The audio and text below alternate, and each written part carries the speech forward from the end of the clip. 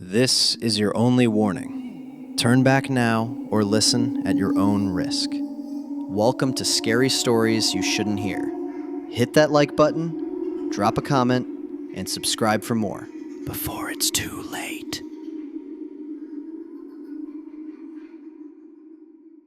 I woke to the trembling roar of missiles overhead, mud and glass raining down around me, the world reduced to dust and panic. My name is Amir, and I was never meant to be here this deep in the zone. I'm a communications officer, not infantry, but the war doesn't care what your uniform says. It shifted overnight. One moment I was typing routine signals in a dim, humming bunker. The next, the power died. Alarms wailed, and the ceiling buckled. I remember crawling out into the sunlight, if you can call it that. The air was thick, hazy with ash and sand, as if the sky itself had given up. I lost track of time. Days, hours, it's all noise now. Shells in the distance, the constant crackle of a broken radio, and that high whine in my ears from the first blast. We've been stationed on the edge of a disputed line, one of those territories where maps lie and both sides claim they've always owned it. I used to joke that if anyone fired, it'd be a misfire or a mistake. I was wrong. Someone meant it. I've seen things that haunt me. A convoy of refugees stopped dead, every vehicle silent, their occupants frozen mid-escape, faces etched in terror. No visible wounds, just silence. There's no training for this. Survival becomes instinct.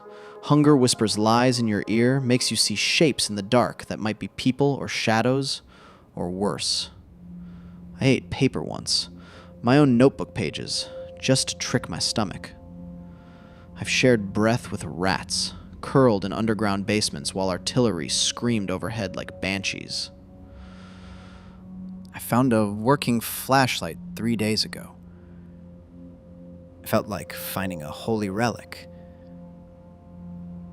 Used it to explore the collapsed remains of what I think used to be a clinic. There were still charts on the wall, photos of children with fevers, smiling, innocent.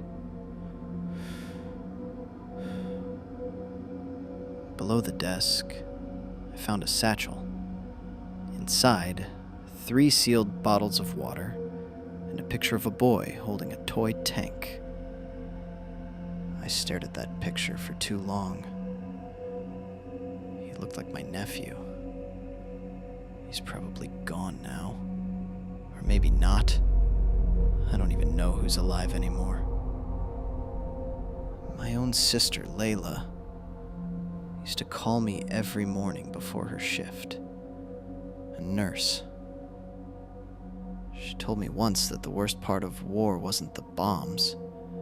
It was the waiting. Waiting for news. For the knock. For the silence. Yesterday, I stumbled on a pocket of survivors, 4 of them, huddled in the shell of a building with only one entrance. Bad position. Safety is an illusion out here. They were barely holding on. Young kid, maybe 17, eyes like glass. A man with burn scars, a woman who hadn't spoken in days, and a medic who refused to leave anyone. I joined them, shared my last crackers. We made a plan to move at dawn, but dawn never came. The sniper found us first. One shot shattered the only exit. Dust exploded, screams echoed. I pulled them back into the deeper shadows. We're here now, trapped. There's water dripping from somewhere. We're taking turns catching it with an old metal bowl. It's a game of inches. Life reduced to moments between noises. I've started recording this on loop in case the batteries run out. We're here. There are 5 of us. Injuries, minor, supplies, almost gone. I repeat it every hour. It makes me feel less alone. Maybe someone's listening. Maybe someone's not. But I need to believe this voice will outlast my body. If this recording ends suddenly, it means I've either been rescued or I've become another name the war won't remember. I don't want to scream. I've seen what screaming does. It invites things. People, animals, or worse, emptiness. So if you hear this, we were real. We were here, and we didn't give up.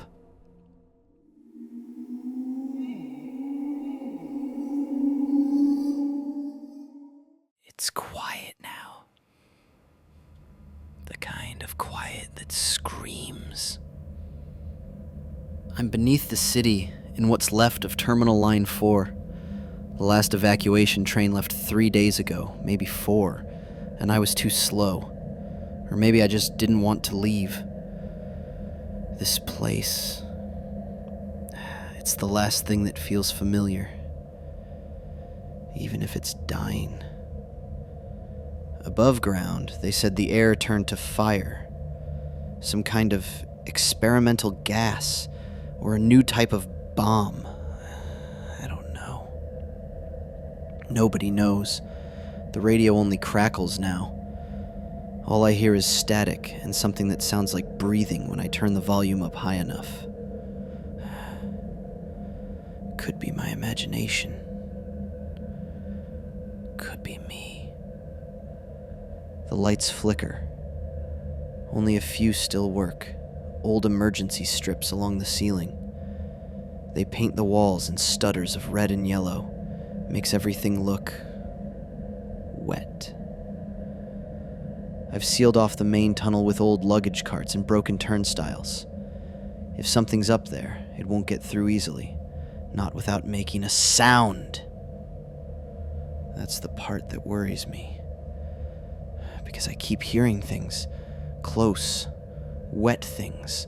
The kind of sounds flesh doesn't make unless it's been dragged or torn. Last night, I heard someone whisper my name right behind my ear. Robert. I spun around, no one. Just my shadow stretching across the wall, split in 2 like something stood beside me. But there was no second figure, just the echo of breath, not my own. I rationed my food. A couple cans left. Water from a pipe in the maintenance room. Tastes like rust and oil. I pretend it's tea. I pretend a lot of things. That the war is still happening. That someone's coming back. That I'm not alone. But I know I'm not. Not really. You see, someone or something keeps leaving marks. Scratches in the tiles near the tracks. Always 3 lines. Always diagonal. Not tool marks. They're too clean. Too intentional. Last night I found them closer, on the bench where I sleep. They weren't there the day before. I moved deeper today. Into the old service tunnel behind Platform B. Air's colder there. Thicker.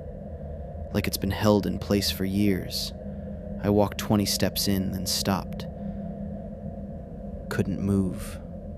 There was something ahead, just out of reach. I didn't see it, but I felt it. The same way you feel a hot stove before you touch it. The sound changed too. No longer echo, just silence and breathing. Not mine. I backed out slowly. Didn't run. You don't run down here. You run, you trip, you fall. And if you fall, it finds you.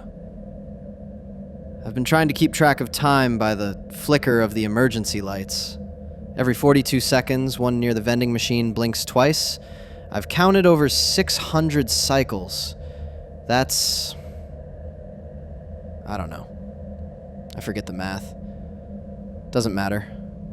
The light blinked once, just now. Then didn't blink again. Just stayed dark. That's not supposed to happen. I think it's in the vents now. I hear metal shift, soft scraping. Like claws on aluminum. I sealed the grates last night with wire and tape, but tape doesn't hold against teeth. I know that now. One of the grates is bent inward, not out. That means something entered. I can't see it. I don't think it has a shape. Maybe it's not even alive. Maybe it's just the echo of everything this war broke. The pain, the fear, the ash in the air and the rot in the water. Maybe it's a memory the Earth is trying to forget, but it remembers me. I'm going to try the tunnel again, the one behind Platform B. If I'm right, that thing is guarding the only way out, or the only way deeper. I don't know which is worse. If you find this, and the lights still work, follow the scratches. But don't run. Don't ever run.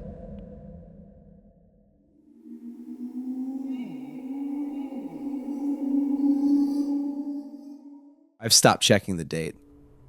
Time doesn't work the same since the bombing started. My name is Daniel, and I used to live in an apartment on the 6th floor in a neighborhood filled with music, cooking smells, and children's laughter. Now it's just echoes and dust. I haven't seen anyone in days. Not alive, anyway. The buildings across the street are hollow now, ripped open like doll houses, with furniture still clinging to cracked walls like memories refusing to fall. I keep the window open. It's stupid, I know, but something about the breeze reminds me the world still breathes.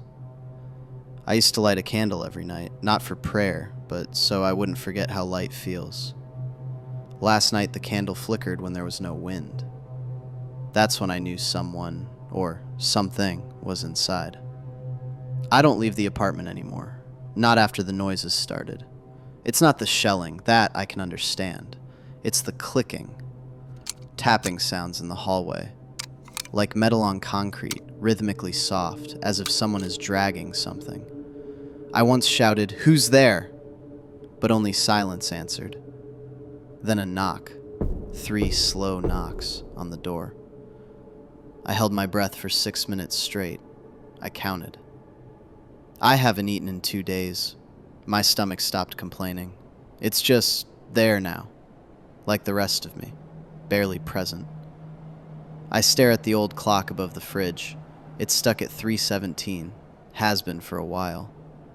But I hear it ticking. That's not possible. The batteries are gone. I removed them myself. I think I saw a man on the street yesterday. He was walking calmly, too calmly, barefoot, dragging a sack behind him. His head was tilted unnaturally to the side, like his neck had folded wrong. He looked up at my window, no, through it, and smiled. I ducked, heart thundering in my throat. When I peeked again, he was gone. But the sack was still there, twitching slightly. I shut the curtain. I haven't looked since. I talk to the radio. It hasn't broadcast anything in weeks, but I speak into it like it's someone listening. Daniel, 6th floor, corner of Salem Street and 9th Avenue. Still alive, still sane, still here. I say it every night, like a spell. Like, if I stop saying it, the walls will finally close in. The clicking is louder now, closer. Sometimes I think I hear my mother's voice calling from the hallway. "Dan, open the door!" But my mother's been dead since the second wave of strikes. I know that. I saw her face on the casualty list. I memorized the number. But the voice is hers. And it sounds cold. Too cold. Like frost sliding down my spine. I don't know what's real anymore. Maybe I died too. Maybe this is some kind of purgatory. Maybe I'm just starving, hallucinating. But if that's true, why is the clicking real? Why does it get louder when I speak? Why do the windows sometimes rattle when I think? Tonight, I'll try something.